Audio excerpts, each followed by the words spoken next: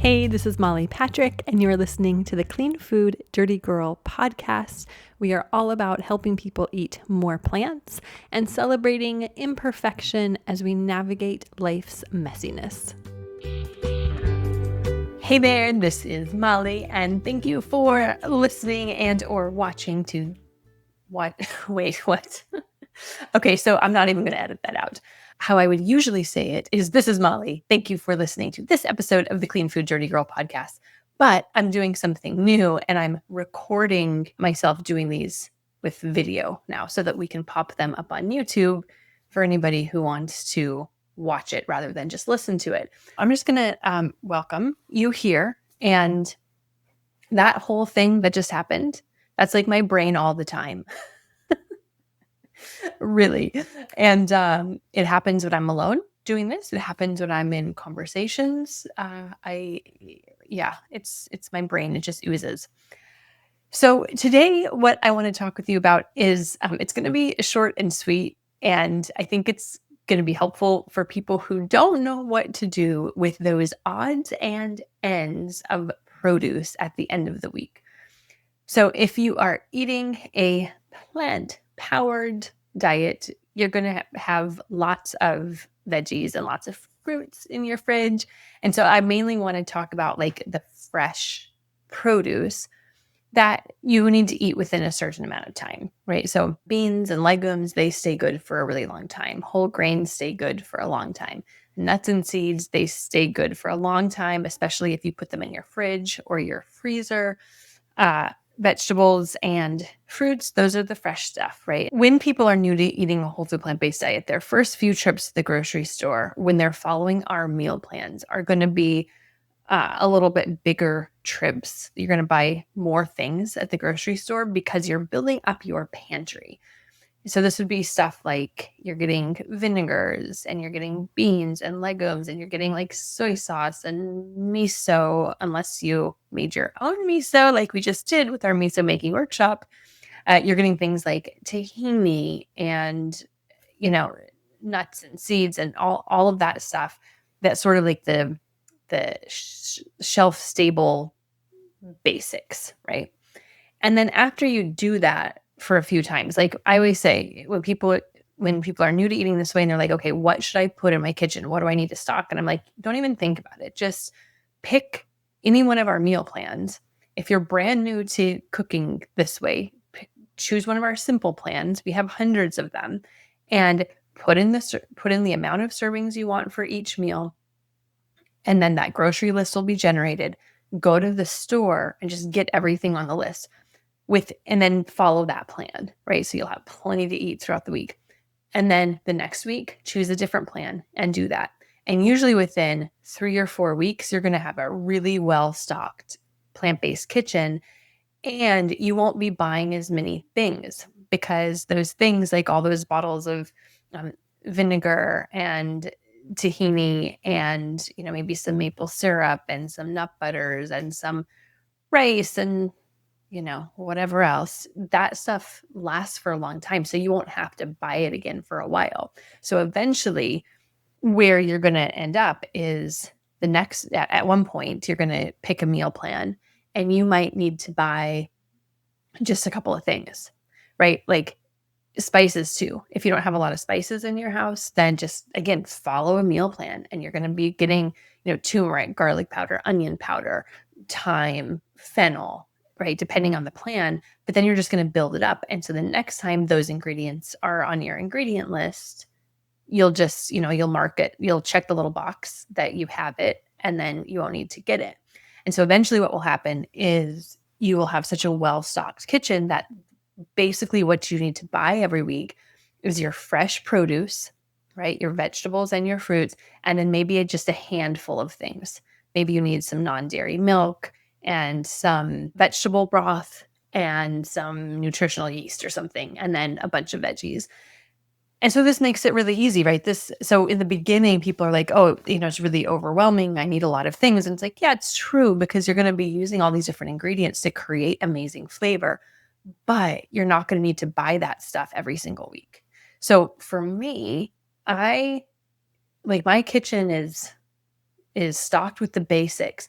I don't overcrowd my kitchen. I usually don't have like excess of a lot of things because I have a really small kitchen and I don't have that much storage space. I do my grocery shopping off from the meal plan grocery lists. And what that looks like for me is I usually have the basics. I go to the store to get, bulk stuff that I need.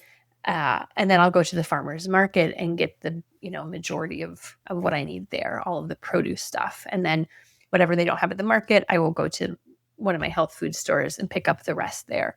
And this so you have then this drawer full of produce, and if you're following our plans, you're gonna be using all the stuff that you buy, right, for the most part, because it's rare that we have you buy a produce item that you would use once in a meal plan. Like, we would incorporate that item. If you get cauliflower, then you're gonna be using cauliflower throughout the week in different ways, right? The same with celery. Like, we probably wouldn't have you buy a whole thing of celery and just have you use it once during that week or during that plan. So we like to have you utilize those ingredients in many different ways. And for this, I mean, it's really helpful because then you actually eat what you buy and you don't buy that stuff without a plan and have it just sit there and go bad eventually. And so you're saving money. You're eating all that nutrition instead of throwing it in the compost or the garbage. And so it's really helpful. So we kind of build that into our meal plans. Now that said, sometimes, like maybe my celery is really big and I didn't use all of it for that plan. Or maybe I, had a big head of cauliflower and a meal plan, calls for a small head of cauliflower.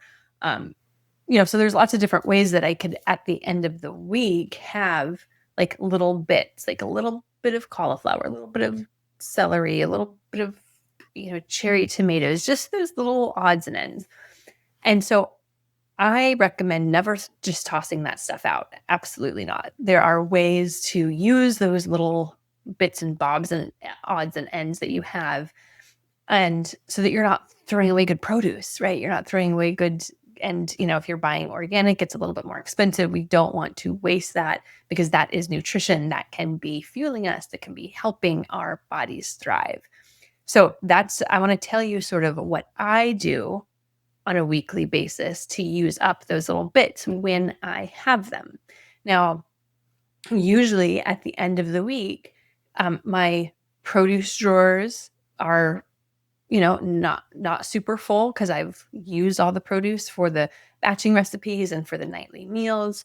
So I don't usually have an excess of produce. And if I do have, for some reason, like a bunch of produce, then I am not going to do like a new meal plan. I am going to go into the Clean Food Dirty Girl portal and type in the ingredients that I have and just choose single recipes to make based on that produce. So it's still going to be, I'm still going to batch, but like if I have a bunch of cauliflower and a bunch of carrots and a bunch of tomatoes and a bunch of, let's say, onions and broccoli, like I don't want to go to the store to buy more of that or to the market to buy more produce on top of what I already have. I like when I go to the farmer's market, I make sure that my produce situation is like pretty bare, right? So because I like to simplify it. And I used to have too many groceries. I used to have too much food and I ended up, not using it all or tossing it out or freezing, making food and freezing a lot of it. This was when I had a bigger fridge, a bigger kitchen and more space. So I have had to kind of adapt my behaviors to my space. And it's been great. It's been fine. I've been able to do that. And so here are some things that you can do that I do to use up those little pieces of stuff. Now, here's the problem. I'm opening up a Google Doc because I wrote down my notes and I just lost it. So I'm going to have to now, we're not going to cut this out. I'm just going to keep talking as I do this. Do you want to hear a funny story? So just now, I was getting ready to do a podcast with an expert in hormones. And I think that she must have got the days mixed up. And so I was here in my podcast room and I don't know, put on mascara and lipstick. Like that's what I do when I talk to people, right? That's the extent of my makeup. And I had put on like a nice shirt and a little necklace. And you can see if you're watching this on YouTube. And so so the times were mixed up, so she didn't show. So I was like, well, you know what? I may as well record this one then, since I'm already in my podcasting vibe.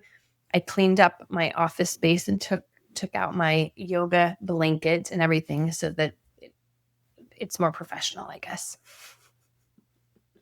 I don't know really how professional I am, but there's the story. Okay, so I have now my notes pulled up. So here is okay. The first thing, one thing you can do, and you can do this throughout the week as well. You just want to make sure that, like, if there's produce that you're going to need later in the week for a meal or a recipe, you want to make sure that you just set that aside. And this is very helpful in our meal plans. With each ingredient, you can actually, there's a little arrow that you can tap or click, and it shows what recipe that ingredient is in. And so you're going to use a lot of your ingredients for your batching day. But for the really fresh stuff, like little side salads and like stir fries, stuff that are just better made right before you eat them, you're going to make those throughout the week to complement the stuff that you did on your batching day.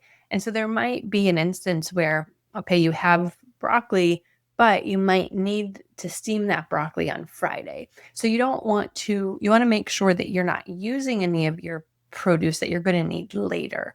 And so, you're going to find your way with that. It's not that complicated. It's not that hard. And then there's going to be stuff in your fridge that like you're not going to be using in a meal plan at all. And if you're not following your meal plans and you just have extras, then you don't even have to worry about it.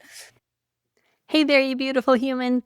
If you are tired of stressing about what to eat, feeling stuck in a food rut, or spending hours searching for healthy plant based recipes that actually taste amazing, listen up. At Clean Food Dirty Girl, we have got you covered with our meal plan club. Every week, you get a full plan packed with insanely delicious plant based recipes. Think saucy bowls, hearty soups, vibrant salads, and of course, plenty of tacos, all made from whole plant foods. Not only that, but we give you a shopping list, a prep list, and step by step instructions so you know exactly what to do. No guesswork, no overwhelm. When you sign up, you'll have access to over 450 plans, and we add new ones all the time. So, whether you're new to plant based eating or you've been doing this for years, our meal plans will help you save time, save money, eat better, and feel amazing without having to figure it all out by yourself. So, if you're ready to upgrade your meals, head over to cleanfooddirtygirl.com, click on the top of the page where it says join, and choose Meal Plan Club. You can read all about it and sign up there. Okay, I hope to see you in the club. Your taste buds and your future self will thank you. Oh, and one more thing, perfection is not required. A really good way to use little bits and bobs is just to put them in smoothies. And so the way that I like to make my smoothies, I've done a podcast about smoothies. I'm going to link that in the show notes, all about the way that I make smoothies. But basically, it's like a salad with some banana to sweeten it up a little bit. So I add all kinds of stuff in there. I add celery, I add carrots, I'll add some mint if I have it. Right? I will just add um, bits and bobs. Sometimes I'll add a little bit of zucchini if I have it. So I really do add a lot of produce, a lot of veggies to my smoothies, and that's a great way to use up little last pieces of things. Even if I have like a little knob of ginger or a little knob of turmeric, I'll throw that in. So that's one yummy way to use up those pieces. Another thing are just like big salads. So I like to eat salads for lunch every day. That's my preferred lunch, is a really big salad. And the salads that I make for myself and the salads that we have in the Clean Food Dirty Girl portal and our meal plans are like meals. They're really substantial. They have beans and usually grains and lots of different veggies, maybe even some fruit. Like it's a full on like meal. And you could add many different veggies to your salads. I mean, tomatoes and cabbage and broccoli and cauliflower and carrots, zucchini. You can even do like a little saute some mushrooms, maybe saute mushrooms and eggplant if you have a little bit of that and put that on top of your salad. So you can really think of your salad as an opportunity to get as many plants in your mouth as possible.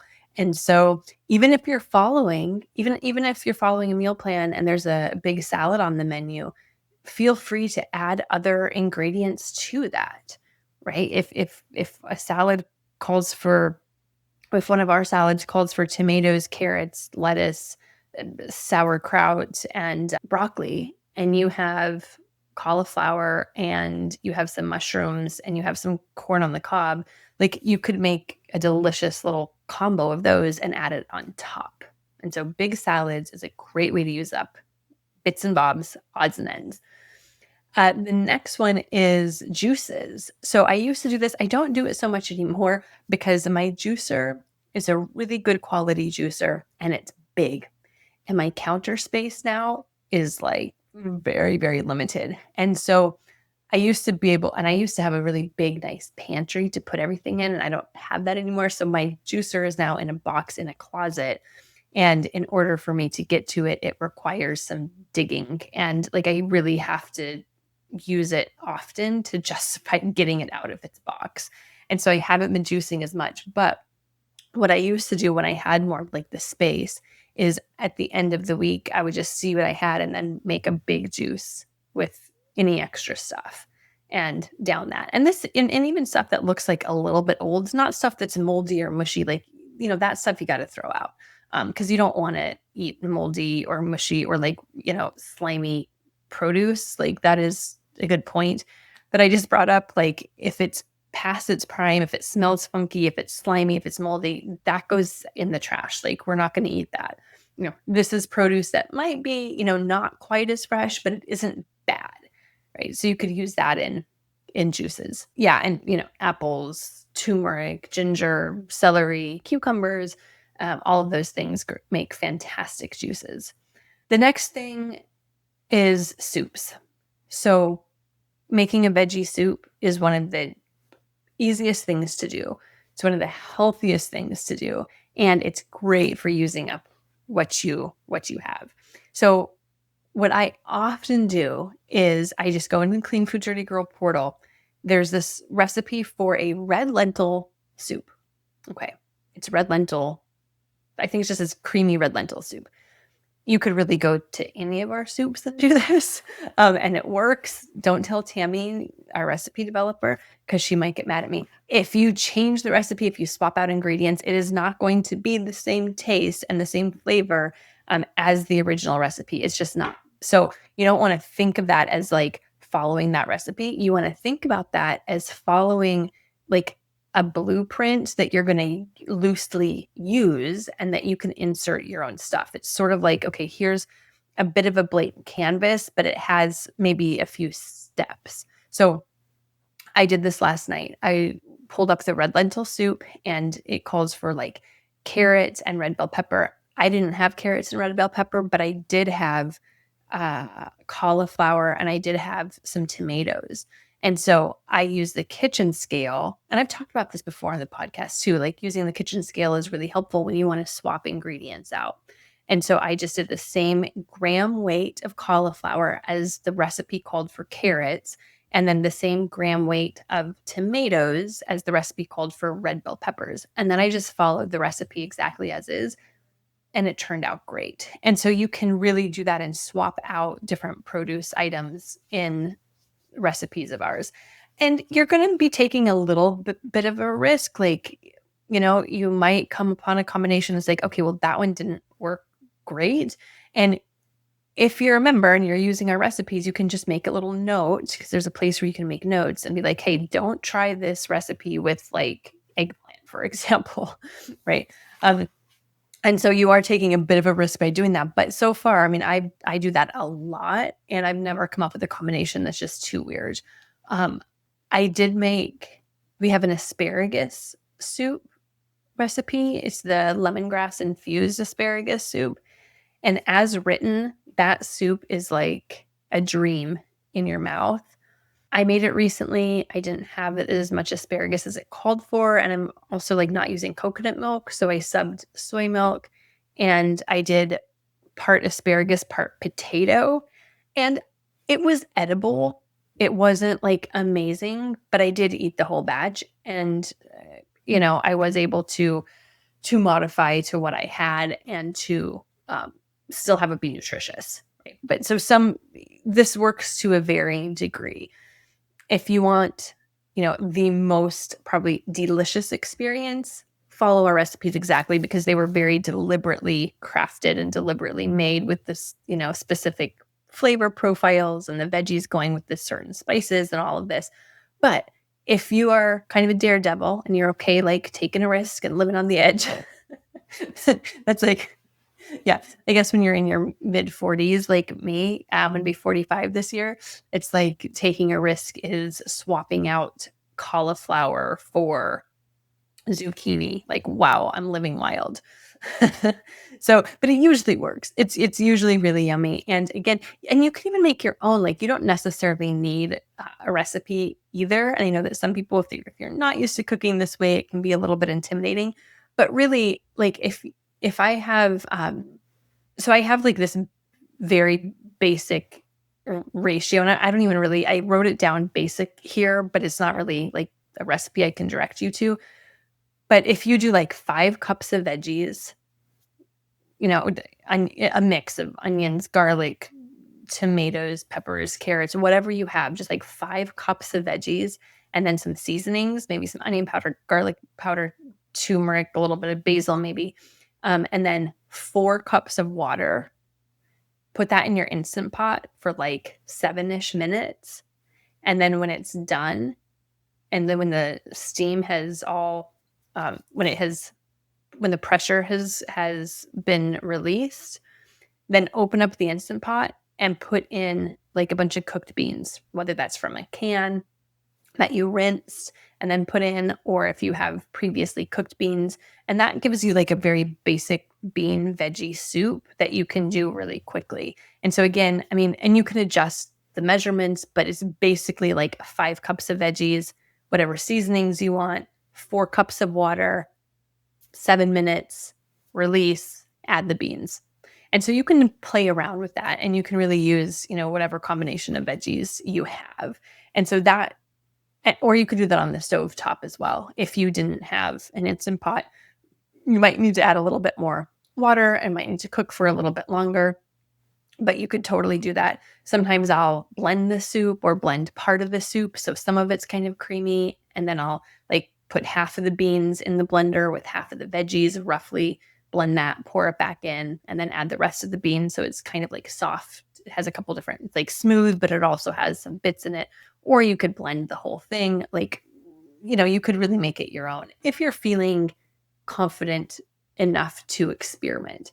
And if it's like, okay, well, I either, try it and experiment with this, quarter of a zucchini and 1 carrot and half of a pepper, right? Or whatever it is. Or the alternative is possibly not using it and having it go bad. You may as well experiment and just try it out.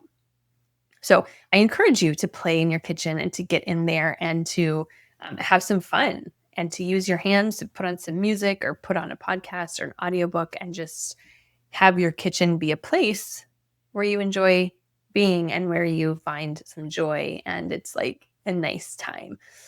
If that's not you, if you're like, I don't like cooking and I definitely need a recipe, then definitely follow our recipes and then just swap out different ingredients for with whatever you have. I think the main message with this is a lot of our recipes are very flexible. And so they allow you to have this work for you. And if you already have a bunch of produce, there's no reason to go to the store and buy a whole bunch more before you use up what you already have, because that becomes more expensive and is just more of a waste. And so there's lots of different ways to use up those things. So again, just to recap a little bit, smoothies is a great way to use those last little pieces of produce. Um, big salads, just pour on the veggies. Juices, if you have a juicer and want to do that. And then soups, veggie bean soups are great. You can use whatever you want. Often I'll use I love having red cabbage, and I always have some red cabbage in my fridge, and I always, whatever I'm making, even if I'm following one of our recipes, I'll always put a little bit of red cabbage because it's so healthy, it's so good, it's so affordable, and I think it's really yummy as well. And then, okay, so another one is just like, I did this the other day. I was making a burrito bowl, and I was in a hurry, and I had some rice, and I had a can of oil-free refried beans, and I was like, "Okay, what, like, I can," and I had some lettuce, and, like, I could do, like, a burrito bowl real quick. So I heated up the beans, heated up the rice, chopped up the lettuce, and then in my fridge, I had, like, a handful of cherry tomatoes that weren't bad, but had started to kind of get wilty, but that's okay, right? They're not moldy, they don't smell bad, they're not slimy, they just started, the outside started to get a little wilty, and I had some green onion, and I had some red cabbage, and then I had some corn in my freezer. So I just chopped up those cherry tomatoes, put them in a skillet with the green onions, with some chopped up cabbage, with some corn, and then I put some lime juice on top, a little bit of salt, sauteed that, and then added that on top of the burrito bowl. So doing something like a little side of sauteed veggies with whatever you're having is, and putting those in bowls. I could have added that in a burrito if I was making a burrito with like a tortilla. But I typically just stick to bowls because I don't eat gluten, and finding good gluten-free tortillas that are healthy is pretty hard. And the other option is a blanched collard leaf, which I really like doing, but I didn't have any collards. So bowls are just super, super easy. And so, doing little sides like that is a great way to use up those little pieces. And then doing, like just something easy, like some chopped, I like to have sweet onion, right? So sometimes I'll have a little leftover sweet onion, something like some sweet onion and some bell pepper and some corn and some beans, all just sauteed with a little bit of coconut aminos or a little bit of soy sauce. Something like that is just super, super easy. And you could put in there, like, you could do mushrooms and peppers and, um, you know, broccoli. You could do anything in a little stir fry, and it would be a great little side or addition to your salad, addition to your bowls, and then, using up that healthy, yummy stuff. So, okay, those are some of my kind of go-to ways to use up the last of what's in the produce drawer.